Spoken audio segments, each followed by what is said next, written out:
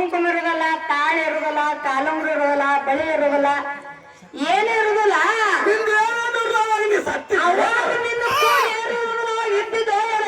ಶಟದ ಗಿಟ್ಟದ ಹೋಗಿದ್ರು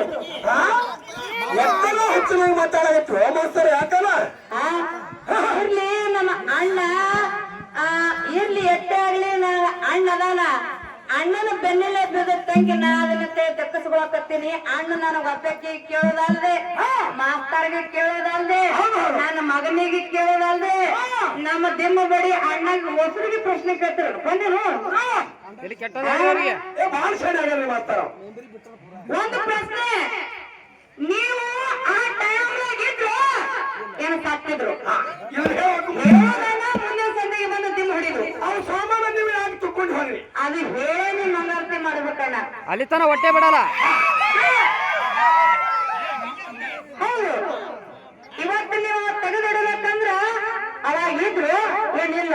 ಎಲ್ಲ ನಾ ಪಟ್ಟದ ಮುತ್ತೇತನ ಐತತ್ತೆ ನೀವು ತೆಗಿಬೇಡ ಅನ್ಬೇಕಾಗಿತ್ತು ಹೆಣ್ಣು ಮಕ್ಕಳಿಗೆ. ಅವಾಗ ಐತಿರ ಹಾಕೊಂಡ್ರಲ್ಲ ಏನು ಸಾಮಾನುಗಳು ನೀ ಸತ್ತಿದೆ ಅಂತ ನಾವು ಕೇಳ್ತೀವಿ.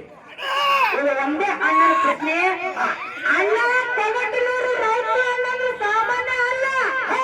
ನಾನು ಹಸಿರು ನಿಶಾನೆ ಹಚ್ಚಿ ಜೇಂಡೆ ಹೊಡೆದಿರ್ತಾರೆ, ಜಸರು ನಿಶಾನೆ ಹಚ್ಚಿ ಜೇಬೇರೆ ಹೊಡೆದಿರ್ತಕ್ಕಂತ ನನ್ನ ಅಣ್ಣದಿ ಕರೆ ನಿನ್ನ ಬೆನ್ನಿನ ಬಿದ್ದು ತಂಗಿ ನನಗೆ ಹಚ್ಚಿರ್ಬೇಕಿಲ್ಲ. ಹಿಂದೆ ಬೆನ್ನಿನ ಒದಗೊತ್ತು ಬಂದ ತಂಗಿ ಬಕ್ ಬಕ್ ಅವ್ರು ಹಿಂದೆ ಬಂದಿರಲಿಲ್ಲ. ಬೆಂಕಿ ಹಚ್ಚಿದ್ರು ಬೆಂಕಿ ಹಾಲಿಲ್ಲ, ಅವ್ರು ಹಿಂದೆ ಬಂದಿರಲಿಲ್ಲ. ನೀವು ಹಿಂಗಂದು ಪ್ರಶ್ನೆಗೆ ನೀವು ಉತ್ತರ ಕೊಡ್ಲಿಲ್ಲ ಅಂದ್ರೆ ಅಣ್ಣ ಅದು ಏನು ಮುಂದಿನ ಮಂಗಾರತಿ ಬಂದಿರ್ತದ. ಮತ್ ಇನ್ನೊಂದು ಏನು ಜೇರ ಕರ್ತ ಹಾದಿ ಬಿಟ್ಟು ನೀವು ಹೊಂಟೆ ಅಂದ್ರೆ ನೀನು ಆಸ್ತಿ ಒಳಗ ಅರ್ಧ ಸಾಲ ತೋರ್ತೀನಿ. ಮೊದಲ ಮೈ ಮೇಲೆ ಯಾತ್ರೆ ಇಟ್ಕೊಂಡು ಮಾತಾಡು.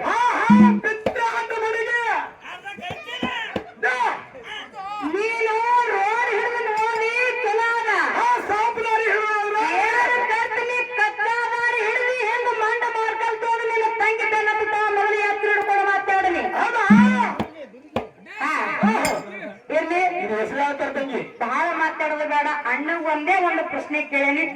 ಮುಂದಿನ ಸಂಧಿಗೆ ಬಂದ ಅವ್ವ ಬಾಣತನ ಆಗುವಂತ ಟೈಮ್ದೊಳಗ ನೀನು ಸಾಮಾನ್ಯಲ್ಲಿ ಹೋಗಿದ್ದು. ನೀನು ಸಾಮಾನ್ಯ ಎಲ್ಲಿ ಹೋಗಿದ್ದು ಅಣ್ಣ? ಅವಾಗ ನೀವಿದ್ರು ಇಲ್ಲೂ ಅದನ್ನ ಒಂದೇ ಒಂದು ಪ್ರಶ್ನೆ ಅದ. ಬಹಳ ಮಾತಾಡೋದು ಬೇಡ. ಗಂಡ ಇಲ್ಲ ನನಗೆ ಗಂಡತ್ತ ಅವಾಗ ನೀವು ನಾವು ಸಾಮಾನ್ ತೆಗೆದ ನೀ ಎಲ್ಲಿ ಹೋಗಿ ನಿಗರಿದ್ದೇನೆ ಅಂತ ನಾ ಕೇಳ್ತೀನಿ. ಇರ್ಲಿ, ಅದೇ ನಾ ಮುಂದೆ ಮಾತಾಡೋದ ಈಗ ಹೆಂಗೆ ಕೇಳ